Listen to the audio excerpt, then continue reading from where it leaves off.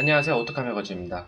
오늘 시간은 곧 출시될 GV70의 새로운 기능과 함께 실내의 비공시적 유출된 사진으로 실제 크기를 체감할 수 있는 것과 좀 더 구체화된 가격 포지션을 알아보겠습니다. 우선 기존의 첫 영상에서 5천 미만으로 기본 트림 금액이 시작될 것으로 보고 최대 6천 중반까지 봤었는데 그보다 약간 더 높은 금액대로 보는 것이 지배적입니다. 출시일이 다가오면서 하나하나씩 구체화된 사진들이 몇몇 개가 보이는데요. 이런 것들을 보며 유추해 볼 수 있는 얘기를 해볼게요. 가장 예민하게 받아들여야 할 부분, 어차피 약 일주 정도 뒤인 12월 8일에 출시가 예정되어 있긴 하지만 그래도 한번 예측을 해보죠. 4,850만원 정도 선에서 시작할 것 같았지만 현대 점차적으로 들려지는 얘기가 5,000 오버가 될 듯 한다는 말이 있는데요. 즉 2.2 디젤 가격이 5,350만원 선에서 출발할 것이라는 얘기가 있습니다.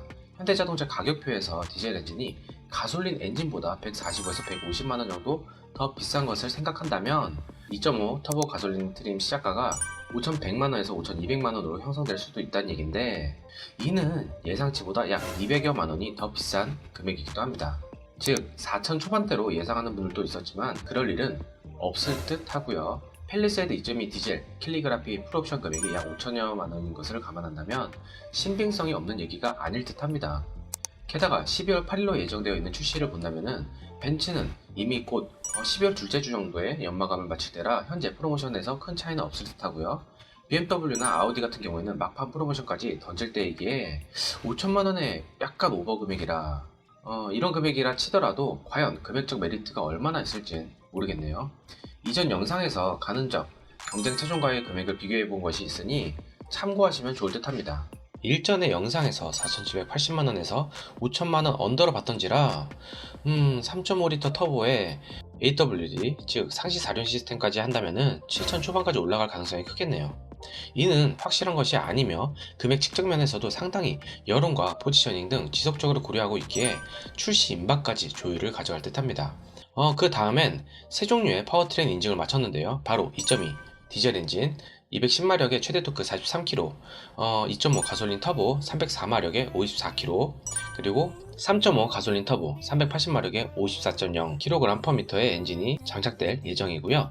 좀 아쉬운 점은 제네시스라는 고급 브랜드화에서 제네시스 N이 나올지 어떨지는 모르겠으나 3.0L 터보가 아닌 3.5L 터보 엔진에서 400마력 이상을 뽑지 못한 점은 아쉬움이 남는 대목입니다. G70처럼 보다 스포티한 주행 감각을 느끼고 싶은 분들도 있을 것이고요. 실제로 에코, 컴포트, 커스텀, 스포츠 플러스 모드를 선보이게 될 예정이고요. 상시 사륜 시스템 내에서도 드리프트가 가능하게 할 드리프트 모드까지 장착될 예정으로 있는데 3.5L 가솔린 터보 엔진에서 다음을 위한 힘을 아낀 건지 아니면은 엔진 기술력의 한계점에 다다른 것인지는 좀 더 두고 봐야겠죠. 특히 유독 현대차는 타사와의 기술 교류나 그런 협력이 전혀 없고요. 차사의 엔진 기술의 상세 재현이나 내구성 등 이런 것들을 오픈하지 않고 있죠. 미쓰비시 엔진 라인업의 계략을 시작으로 미쓰비시에서 개발을 중단한 GDI 엔진 설계를 가지고 와서 자체적으로 개량 및 생산까지 이뤄냈지만 그 결과는 세타2 엔진 사태처럼 엄청난 해외 리콜 비용을 떠안았고요. 세타3 엔진, 스마트 스트림 엔진을 선보였으나 그 역시 세타2 엔진의 연장선에서의 개량 버전이라 많이들 불안해하고 있는 것 또한 사실이죠. 미션 또한 마찬가지입니다. G90 이전의 EQ900대에 출시 때 벤츠 S클래스에서 쓰인 부품의 65%에서 70% 정도 공유한다라는 말을 할 정도로 벤츠는 이름값 뿐이라는 타이틀을 걸면서 내놓았다가 알게 모르게 자랑스러운 바로 우리 현대 모비스 즉 국산화를 시켜 거의 90% 이상의 국산화를 이루는 쾌거를 선보였던지라 이것이 꼭 부정적인 결과를 내는 것은 아니지만 역사와 노하우가 짧은 시간에 비해 엄청난 성과를 내보인 것의 결과물이 리콜과 결함에 있다면 분명히 다시 생각해봐야 하는 문제이죠. 그런 여러 문제점들의 결과물을 보여준 것이 상품의 고급화 시장에 선보인 제네시스 G80과 GV80의 여러 결함들로 나타난 부분인 것이라 생각을 합니다. 언론에서 너무 진정한 부자들은 제네시스 탄다고 했던 부분과 이제 렉서스와 도요타의 겨냥이 아닌 독 3사를 겨냥한다는 식의 언론이 잘못된 정보를 선보인 탓에 너무 프리미엄화 시킨 것이 아닐까 싶네요. 물론 벤츠 구지트로닉에서도 문제가 발생한 것은 마찬가지였죠. 벤츠 역시 자체 개발을 한 후로 무언가 트랜스미션 부분에서 BMW에게 점차적으로 밀리는 면을 보여주고 있는데요. 이는 자동 변속기임에도 불구하고 저단, 특히 1단과 2단으로 바로 넘어갈 때 울컥거림이 DCT, 즉 듀얼 클러치 초기 꿀렁인 만큼 심했던지라 세팅값의 변화라는 리콜을 단행을 했었습니다. 하지만 만약 제네시스 같은 후발주자면은 상품성에 더욱 신경을 쓰고 이윤이 덜 남더라도 더 좋은 상품과 여러 교류를 통하여 질 좋은 부품들을 가지고 와서 진짜 명품 반열로 올라가게끔 만들었어야 하는 것이 아닐까 싶습니다. 여튼 새로운 기능에는 생체 인식을 활용한 지능형 자동차 기술이 탑재가 되고요. 제네시스 카페 연동 지문 인증 시스템 및 주차, 대리운전 서비스 이용 시 인포테인먼트 화면에 차주의 집 주소나 전화번호 등 개인이 이용한 내역이나 정보가 담긴 화면들이 나타나지 않도록 하는 발렛 모드에서도 지문 인증 시스템을 사용할 수가 있습니다. 즉, 기존 GV80이나 G80에서 카페 이용 시에 6자리 비밀번호를 입력해야 하지만 GV70은 사진과 같이 시동 버튼 하단에 적용된 센서의 지문을 인증함으로써 간편한 결제를 이용할 수 있게 됐으며 발렛 모드 시 프라이버시의 안전을 지키는 것과 함께 차량 시동 및 운전자별 운전석 개인화 설정과도 연동이 됩니다. 즉 스마트 키를 소지하지 않고도 스마트폰에 제네시스 커넥티드 앱을 통하여 차 문을 원격 명령으로 열고 지문 인식만으로도 시동이 걸리게 되며 시동이 걸릴 시에 각 프로필 설정에 입력된 지문과 시트 포지셔닝 값으로 자동으로 시트가 맞춰지게 되는 거죠. 또한 제네시스 GV70의 기존 초음파 센서보다 더욱 정교한 레이더 센서 기반의 어드밴스드 후석 승객 알림 기술을 세계 최초 적용했다고 하는데요.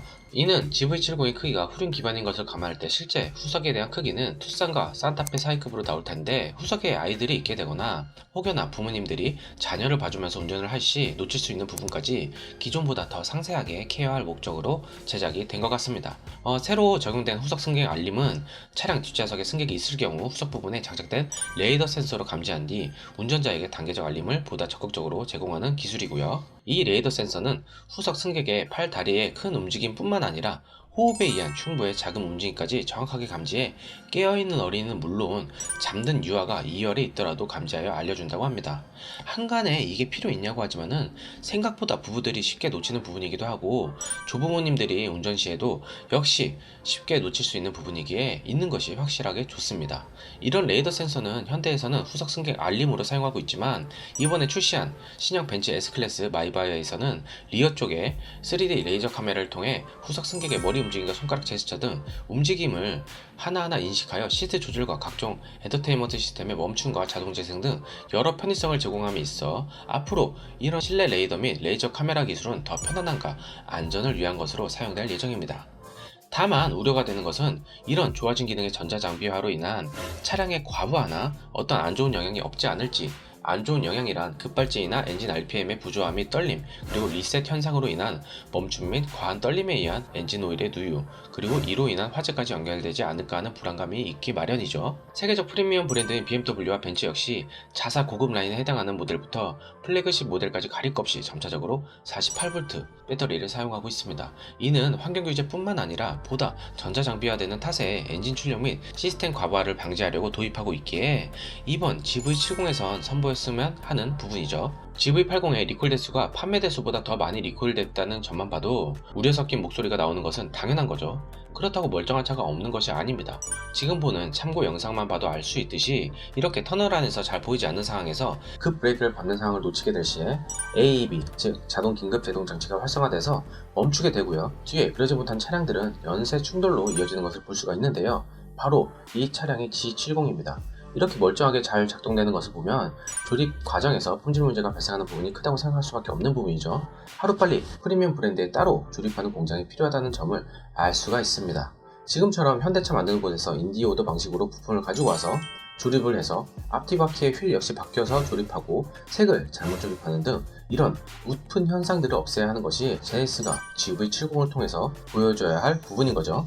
다음 실내에 유출된 사진으로 한 커뮤니티에 올라온 사진들을 보면은 베이비 카시트를 장착하는 모습과 어른 2명이 앉는 모습으로 보이는 사진들을 볼 수가 있는데요. 우선 재원상의 크기는 GV70이 길이 4700mm, 너비 1915mm, 높이 1630mm, 휠베이스 2875mm로 외부 크기는 투싼과 산타페 사이의 크기를 갖고 있지만 전고는 더 낮고 실내 크기를 좌우하는 휠베이스는 더 큽니다. 이는 재원상이라 실제 후륜 특성상 좌석의 무릎 공간감은 투싼 정도로 보여질 듯한데요. 이 사진들을 보아 실내의 실제 사이즈를 가늠해 볼 수가 있겠네요. 사진상으로는 생각보다 그리 큰 실내의 크기가 아니 듯합니다. 전폭이 산타페보다 더 크다고 하지만은 실제 실내 사이즈는 그에 준하는 정도일 듯하고요. 특히 후석 같은 경우에는 딱 투싼과 산타페 사이 정도로 유추해 볼 수 있는 크기라 생각이 되죠. 이는 개인적 추측일 뿐 절대 실제 크기가 그렇다는 것이 아닙니다. 베이비카 시트 크기로 보았을 때 후석 시트의 엉덩이와 허벅지 받침은 생각보다 길지 않아 보입니다. 리클라인이 가능할 것으로 보이고 약 15도 정도 눕혀진 것을 확인할 수가 있는데요. 2열 센터 콘솔의 송풍구 밑으로 컨트롤이 가능해 보이고 그 밑으로 12V 아니면 220V 단자와 USB 단자 두 개가 보이는 것을 알 수가 있네요. 센터페 시야 같은 경우 생각보다 더 정갈해 보이는 기존 GV80보다도 더 잘 어울리는 레이아웃을 갖고 있지만 기존과 같은 물리적 버튼을 재사용한 것을 알 수가 있습니다. 여러모로 현대에서 잘 만든 제네 실수로 시작하여 제네 실수로 불리고 있는 지금 GV70이 짊어지고 있는 무게가 더 커 보이죠. 곧 수입차 연말 프로모션도 시작할 텐데 과연 가격대를 어떻게 측정할 것인지 그리고 기존에 보인 이미지 실추를 다시 끌어올릴 수 있을지 기대되는 GV70입니다. 오늘 소식은 여기까지고요. 구독과 좋아요 꼭 부탁드리고요. 코로나19로 인한 힘든 시기인 만큼 정말 불안에 떨면서 차를 사는 일 또한 없길 바라봅니다. 시청해주신 여러분들, 구독 중이거나 구독 예정인 분들 너무나 감사드립니다.